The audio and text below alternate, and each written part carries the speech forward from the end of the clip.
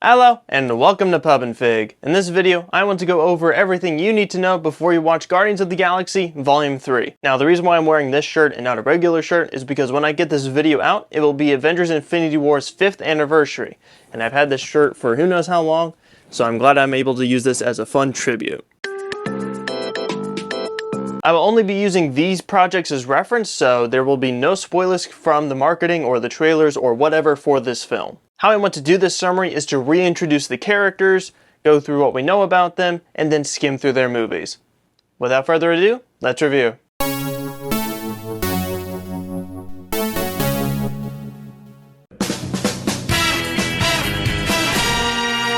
Peter Quill, or Star-Lord, is a human who was abducted from Earth shortly after his mom's passing. His abductees are the Ravagers, a mercenary guild of sorts. The leader of this faction is Yondu, a blue alien with an arrow he can control with whistles, and he becomes a pseudo-father figure for Peter. The influence of his life from the 80s can be seen throughout, whether it be his Walkman, the cassette player built into his ship, his song choices,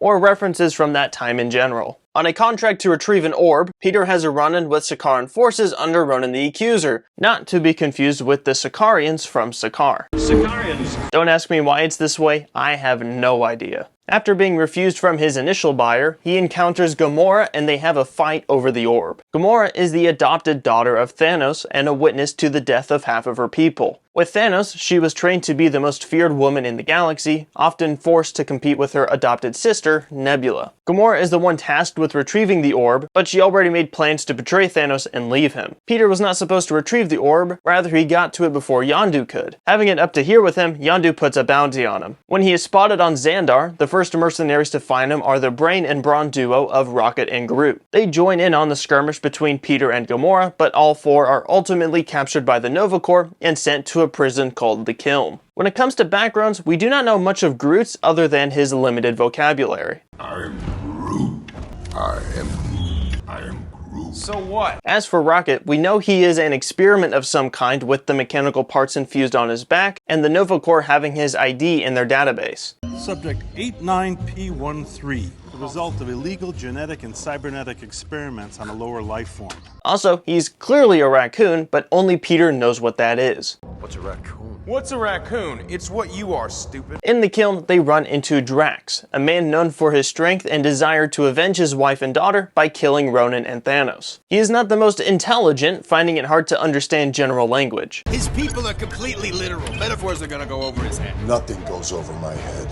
My reflexes are too fast. Skimming through the plot, they band together to escape the Kiln, leave for nowhere to sell the orb to the Collector, learn what Infinity Stones are through exposition and an unprompted demonstration. Ronan gets his hands on the orb, the Guardians team up with the Ravagers to stop Ronan from destroying Xandar, and Groot dies by sacrificing himself for the group. Despite the Dark Aster crashing down, Ronan still lives. So Peter distracts him with a dance-off so Rocket could repair his gun to destroy the hammer and release the Power Stone. Peter grabs it to prevent Ronan from getting it and to prevent its contact on the planet's surface, but he does not die instantly. The remaining Guardians join him in carrying its power, then blowing up Ronan with it before placing the stone in a new container. Afterwards, the team is pardoned of their past crimes, the Nova Corps has safeguarded the Power Stone, Peter has the Milano rebuilt, Rocket is growing a new Groot in a pot, and they fly off to new adventures. And this concludes Volume 1. There is not much for me to add on to the end of that, but I will have notes when it comes to the other movies we are about to discuss. Volume 2 is set only a few months after the first, but we clearly see they have already established their dynamics with one another as a team. This opening mission was appointed by the Sovereign, a race of golden people who make people instead of making people. In exchange for protecting their batteries, the Sovereign rewarded them with Nebula. Rocket steals some of the batteries on their way out though, so the Sovereign tried to wipe out the Guardians before losing all of their ships to Ego. Ego is Peter's biological father and wants to bring him back to his planet. He's also accompanied by Mantis, an empath who can sense emotions and put people to sleep. Peter is accompanied with Gamora and Drax, and Rocket stays behind to fix the ship and to keep eyes on Baby Groot and Nebula. During their first encounter with Ego, we see Yondu on Contraxia confront Stakar, the head of the Ravagers and a former team member. It does not go anywhere other than reveal some history, but Aisha, the High Priestess of the Sovereign, approaches him with retrieving the the Guardians. Rocket manages to fend off the Ravagers for a long while until Yondu pulls out the arrow. However, a mutiny breaks out and the faction is taken over by Taserface!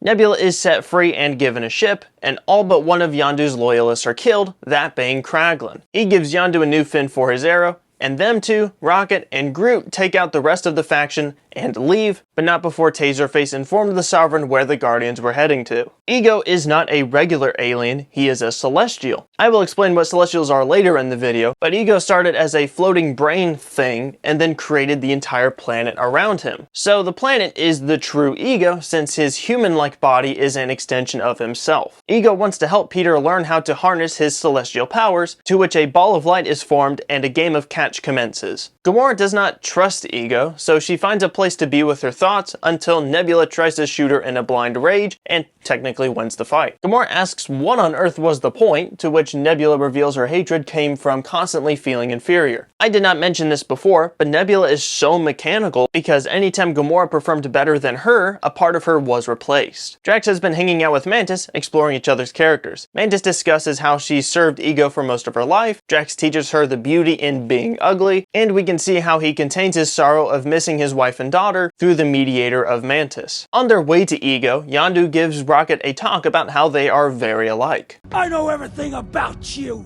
I know you play like you're the meanest and the hardest, but actually you're the most scared of all. And you push away anyone who's willing to put up with you, because just a little bit of love reminds you how big and empty that hole inside you actually is. I know who you are, boy, because you're me. This is important development that will help us later. Cutting back to the father-son duo, we learn the reason why Ego wanted to see if Peter shares access to his energy. He has had many children in hopes that at least one of his offspring could share access to his power, and Peter is the first. With their combined power, Ego can literally take over the universe. This somehow is not the final straw for Peter, but it is in the revelation that Ego gave his mom the cancer, and that's what sets him off. What? No, all right. I know that sounds bad. At the same time, Rocket, Groot, and Yondu come crashing in, and Drax, Gamora, Nebula, and Mantis come to save Peter. The Sovereign also come to join the party, so that's fun. Long story short, they all band together to fight Ego, survive, and escape. Groot places a bomb to blow up Ego's core. The Guardians and Mantis make it back to what remains of Yondu's ship. Ego dies, taking his powers from Peter with him, and Yondu sacrifices himself to save Peter. Even though Stakar said this wouldn't happen, many factions came together to mourn Yondu's passing in a spectacular tribute. As for his arrow, it was repaired and handed to Kraglin. Nebula and Gamora finish making amends, and Mantis is now a member of the Guardians of the Galaxy. And this concludes Volume 2. The main takeaway from this specific movie is that now they are more than just a team. We're family. I will discuss the post-credit scenes later on in the video, so don't think I'm just going to forget about them. They will be addressed. I also did not mention the growing relationship between Peter and Gamora. Peter constantly wanting to start something, and Gamora constantly saying no. Now we enter 2018 on the timeline, which means we have entered Avengers Infinity War territory. The Guardians receive a distress signal, but it is too late. They find Thor and wake him up to learn that Thanos is searching for the Infinity Stones. Thor informs them that Thanos already has the Power Stone and just took the Space Stone from his ship. Gamora is scared since she knows that he is doing this to snap away half of all life in the universe to supposedly counter overpopulation. Thor knows Thanos is going to nowhere next since Asgard gave the Reality Stone to the Collector in 2013, but he no longer has his hammer. So Rocket proposes that the team splits up. He, Thor, and Groot take the pod to Nidavellir to make a new weapon, and Peter, Gamora, Drax, and Mantis leave for nowhere in hopes of beating Thanos there. I suppose now is a good time to mention that this is no longer the Milano, but the Benatar. On their way to nowhere, Gamora asks Peter to kill her if she's captured since she knows something Thanos doesn't. But he agrees since they've grown a better respect for one another over these last few years. They also have their first kiss, but this is a sign of Gamora's uncertainty of being able to have this moment later on. By the time they arrive, Thanos already has the Reality Stone and uses it to trick them and get close to Gamora. Peter honors his word and takes the shot, but Thanos turns his blaster into a bubble gun, then bubbles, and leaves. On his ship, Thanos tells Gamora that she knows where the Soul Stone is, the only stone without a known location. He reveals that he has captured Nebula after she attempted to kill him, so he tortures her in front of Gamora until she gives the location. The stone is on Vormir. On Vormir, Thanos and Gamora come across the Stonekeeper. who is Red Skull all the way back from World War II, and he relays the ominous message that the Soul Stone requires a sacrifice. In order to take the stone, you must lose that which you love.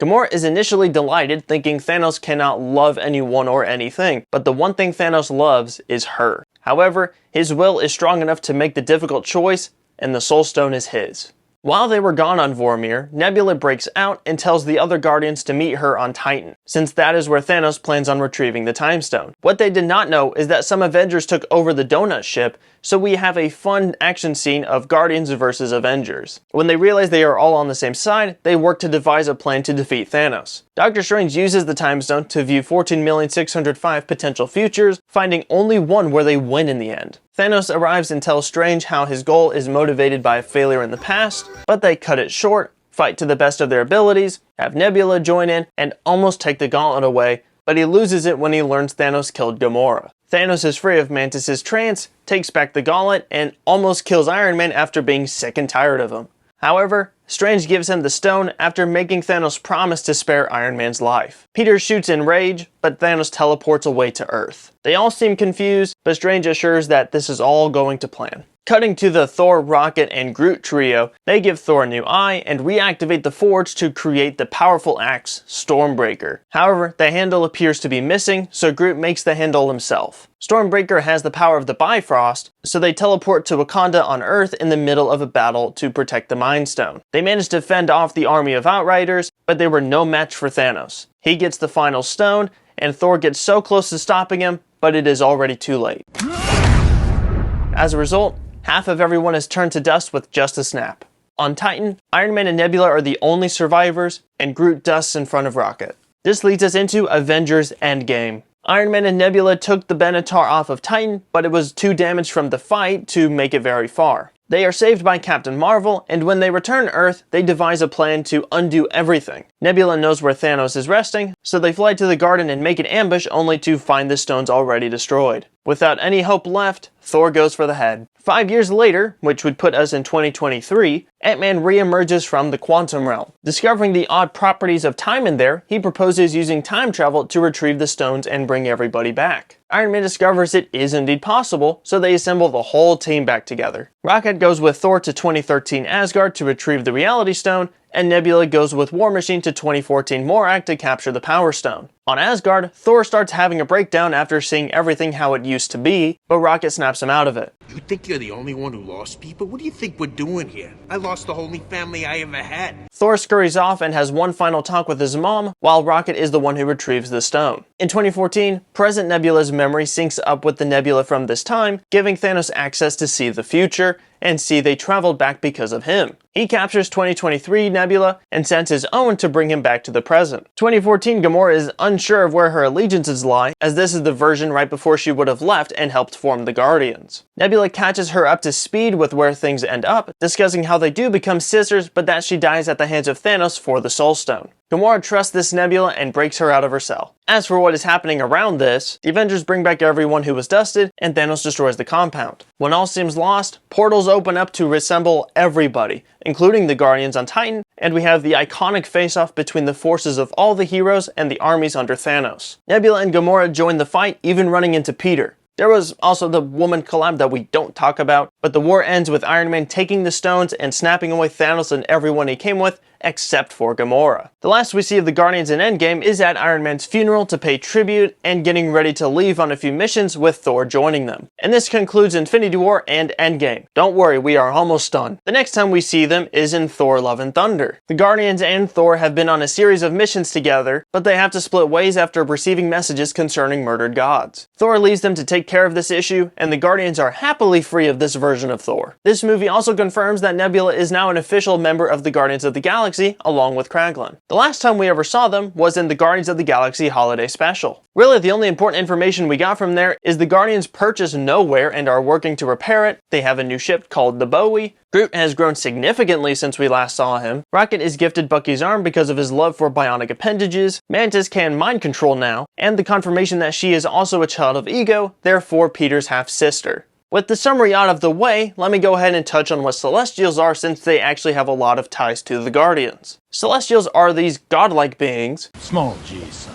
with powers that can manipulate aspects of reality. We see this with Ego and how he created and is an entire planet, but most other Celestials are more humanoid in form. This can be seen in the Collector's explanation of Infinity Stones, powerful enough to withstand the Power Stone, and nowhere is the severed head of a Celestial. Looking into Eternals a little bit, they have the power to create and mess with life, generate stars and form galaxies, and pop in and out of space at will. What is interesting to note is Vormir is said to be the center of celestial existence, adding even more mysticism and importance to that location. Another intriguing observation is in Ego's goal of taking over the universe and Peter having space eyes. Love and Thunder confirms the existence and importance of the figure Eternity, and that is what Peter says when he's shown Ego's vision. And for extra clarity, in the comics, Eternity is this figure who's supposed to be the embodiment of the entire universe. No idea if this will tie into Volume 3, but it's just an interesting observation. Now, what else should and could we expect to see in this movie? We should expect to see a cameo from Howard the Duck, since he's had sightings in Volume 1, Volume 2, and in Avengers Endgame. There is also the unresolved rivalry with the Sovereign. We last saw them in a Volume 2 post-credit scene designing a new birthing pod with the sole purpose of creating someone powerful enough to destroy the Guardians. I think I shall call him Adam. Looking at another post-credit scene, Stakar regroups the original Ravager team, and they seem to go on adventures again, both to relive the old days and in honor of Yondu. What's funny is that this team plus Yondu is the original Guardians of the Galaxy in the comics. Something we do not know is what exactly happened to the Collector. Did Thanos kill him when acquiring the Reality Stone? Was he spared? We have no certain idea, but he has no power over Nowhere in either situation. Now this is a stretch, but we could potentially see some Eternals in this movie. I say this because the only space-related elements we have seen outside of Love and Thunder is half of the Eternals leaving Earth to who knows where. And as a final note, we know Gamora survived Iron Man's snap since she left the battleground in a deleted scene, and we can see Peter has been trying to track her down, but where she went is still unknown. And this is all you need to know before you watch Guardians of the Galaxy Volume 3. If you want to see more videos just like this in the future, make sure to subscribe so you can stay up to date with the Marvel mythos. If you like this video, show that down below and comment what your favorite Groot moment is. This is Pop and Fig, sayonara.